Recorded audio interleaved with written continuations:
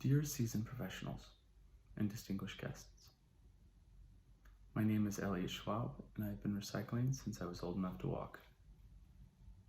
I'm honored to be able to give this speech to all of you today and to your friends and family.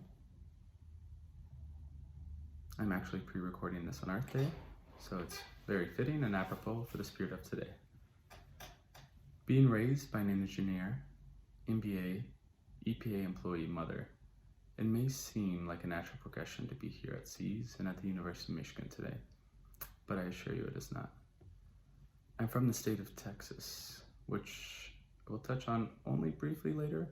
I'll try to control myself, but growing up, even into my early career, I had no idea a program like this existed. Let me get this straight. You mean I can get paid to work on the problems that have the chance to save and impact the world? Sign me up. Ever since I stepped into SEAS, into the Dana building for the first time, as part of my first Andy Hoffman lecture, I felt right at home. Challenging the status quo for good? Now that's something I could get behind.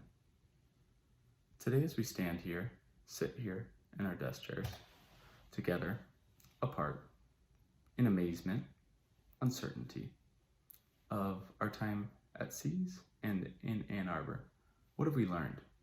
What have we become? Do we have the skills to accomplish the tasks that lay ahead on the path to creating a just world? A world that offers opportunity to all who are willing to take it, in the environment, in global society, and in our own hometowns? What kind of world are we graduating into?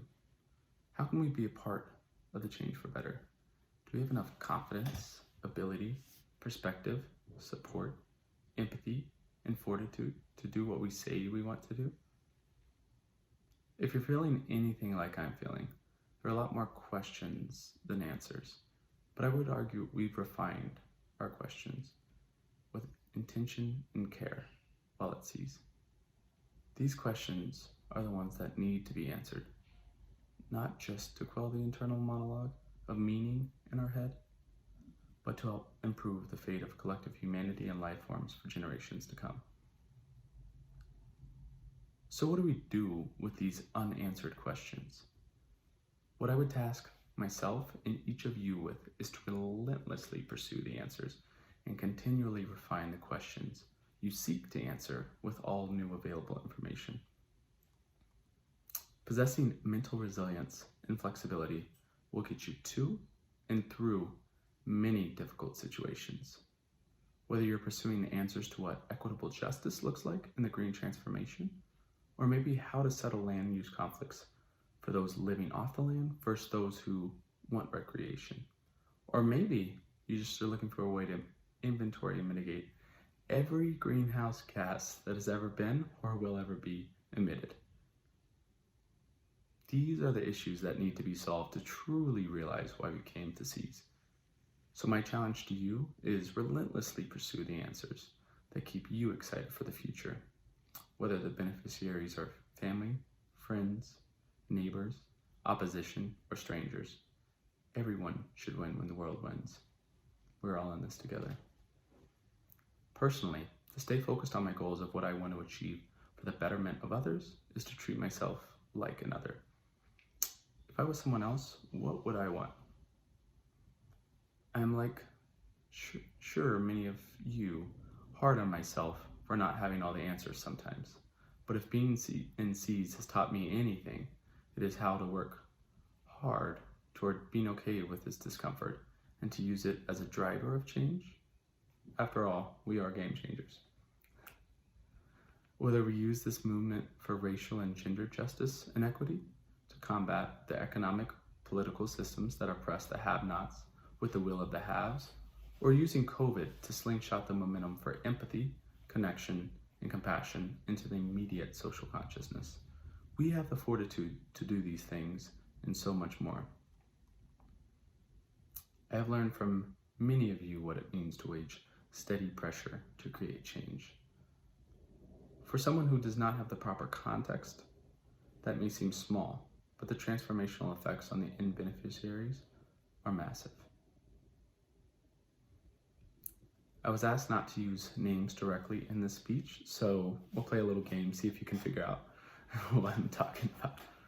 This Masters of Urban Planning student in ConEco dual degree, for example, has shown that with enough will and commitment, you can keep your community that resides in a food desert in Southwest Detroit food secure through a global pandemic by providing free fruit, vegetables, and other foods for free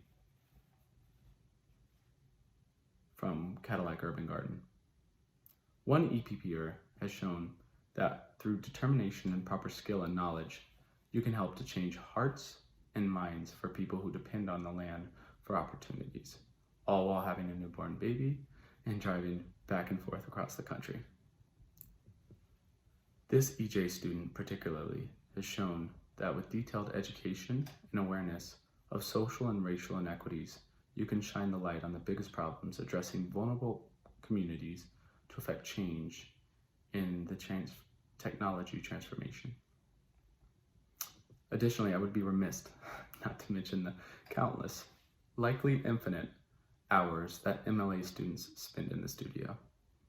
In talking with Professor Stan Jones in preparation for the speech, he mentioned, it's not all too uncommon for them to arrive at 9 a.m. in the morning and leave well after 9 p.m., sometimes staying there all night, working on site analyses, design and planning projects, developing construction documents, details and models, struggling with, adapting to, and mastering software and digital hardware. I'm highlighting these C's experiences to show that regardless of career interests, it is impossible not to see the difference each and every person in C's can make going forward to create a more just and equitable world. To say that I am proud and inspired to know and work with all of you is an understatement. And I know I'll miss being around this type of motivation and courage on a daily basis.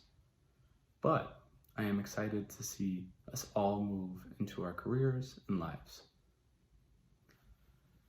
Thank you for everything that you've shown me is possible. Now go show the world. The line I've heard countless times growing up as a kid in Texas from the late CBS evening news anchor and proud Texan and UT alum, Walter Cronkite, still rings especially true today. What starts here changes the world. Thank you, and go blue.